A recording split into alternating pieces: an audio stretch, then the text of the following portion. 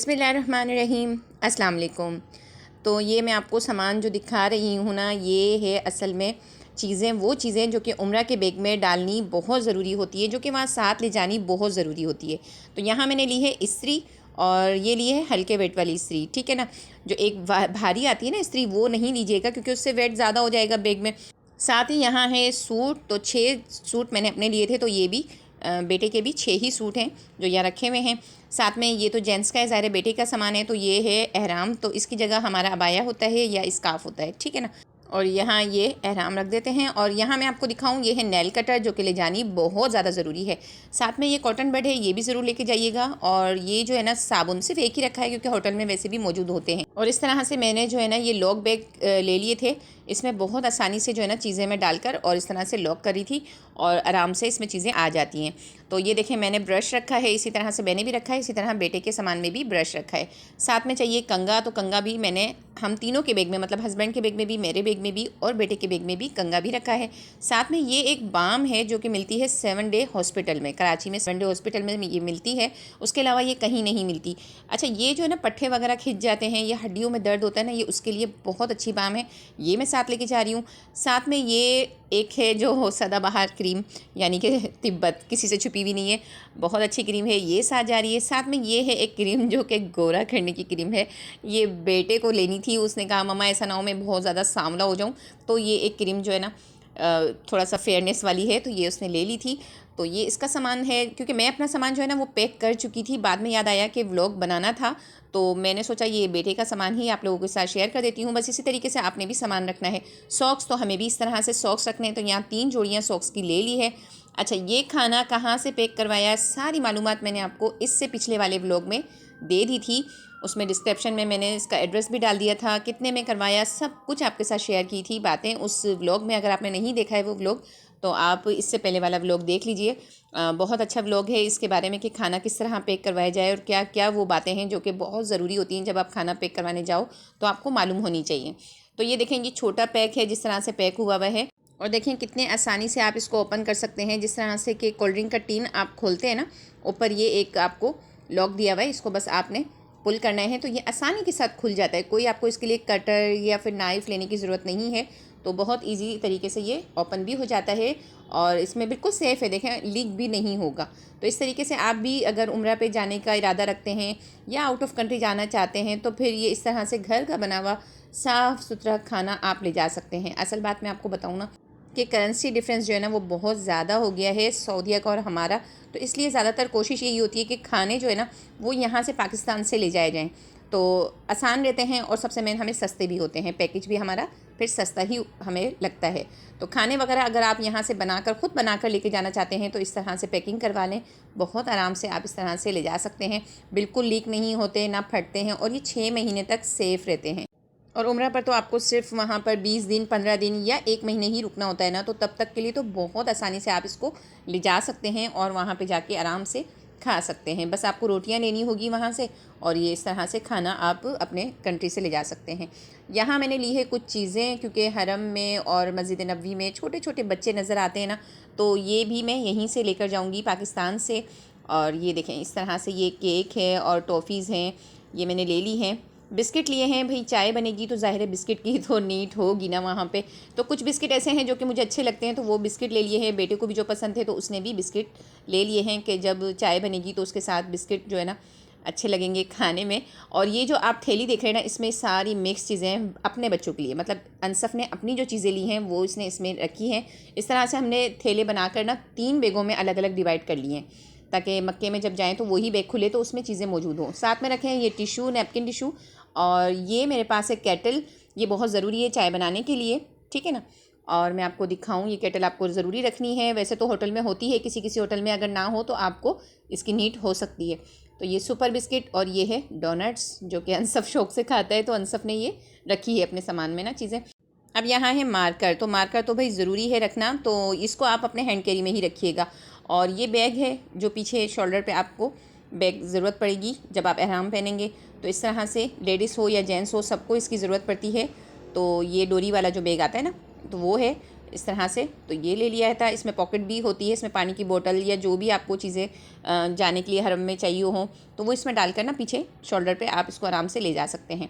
अच्छा, जेंट्स के लिए ये बेल्ट होता है जो कि आराम पे लगता है। साथ में अनसफ़ ने अपनी टोपी रखी है और ये बोतल है जो कि लेडीज़ जेंट्स दोनों को इसकी नीड होगी आब ज़मज़म भरकर अपने बैग में रखने के लिए। और यहाँ 2 चप्पलों की जोड़ियाँ जो है ना वो अनसफ़ की रखी है मैंने। एक तो 2 पट्टी वाली रखी है, ठीक है, जो कि आराम के साथ पहनी जाएगी, और ये रेगुलर पहनने के लिए वहाँ पर रखी है। इसी तरह मैंने अपनी भी 2 चप्पल की जोड़ियाँ रखी हैं, मतलब एक मैंने बिल्कुल ऐसी रखी है जो कि मैं आम रूटीन में पहनूंगी, और एक जो है वो इस टाइप की रखी है जो मैं एहराम की हालत में पहन लूँगी। वैसे तो लेडीज़ का कोई मसला नहीं होता, कोई भी चप्पल वो पहन सकती है। चीनी रखी है जी जनाब 1 किलो का पाउच, और उसके अलावा ये सर्फ़ रखा है क्योंकि आराम धोने हैं वहाँ पे, तो उसके लिए सर्फ़ भी ज़रूरी है।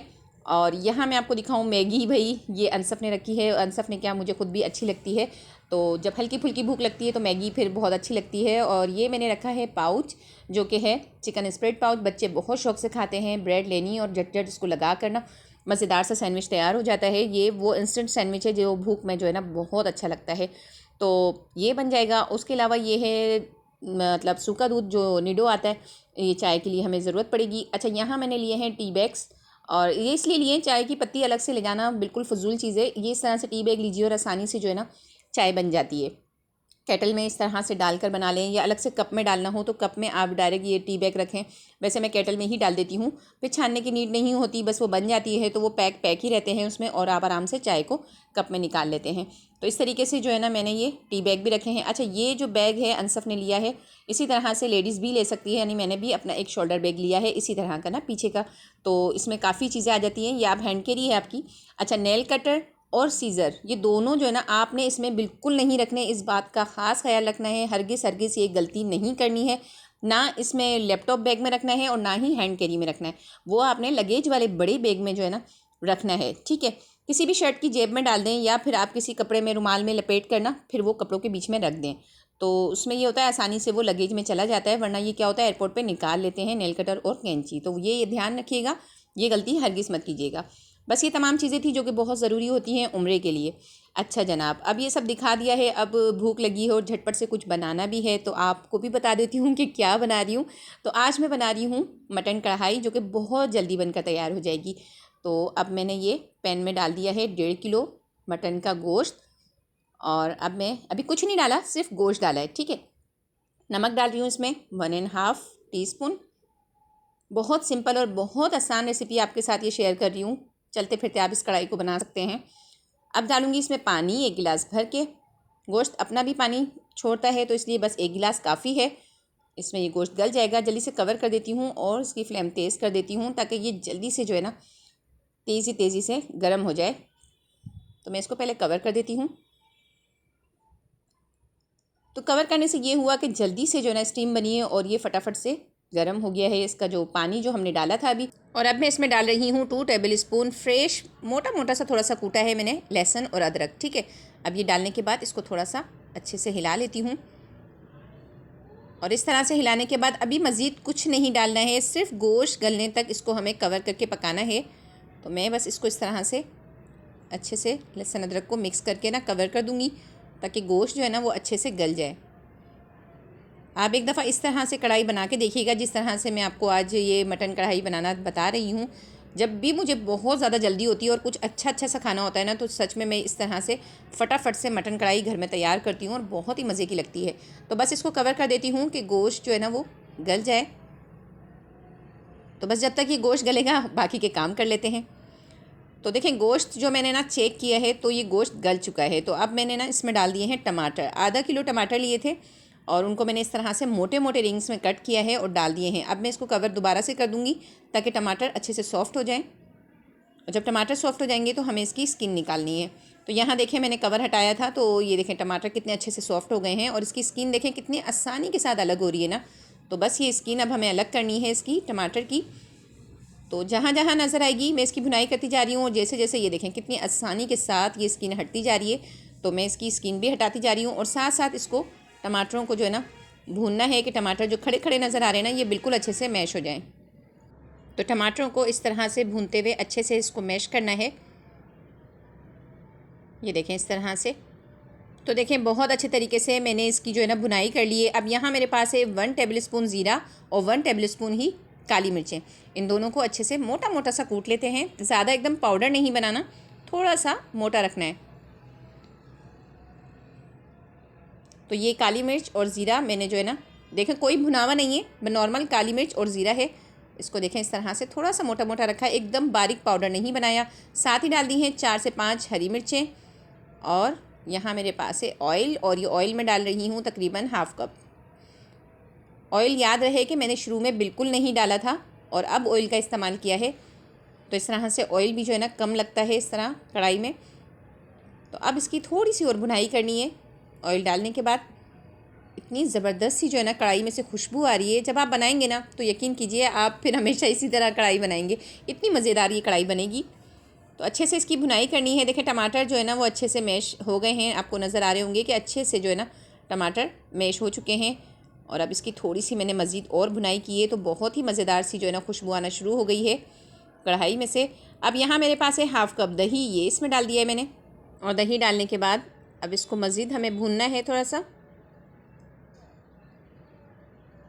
ये एकदम सूखी सूखी जो कढ़ाई होती है ना वैसी नहीं होगी, इसमें थोड़ा सा आपको मसाला नज़र आएगा, बहुत ही मज़ेदार सा।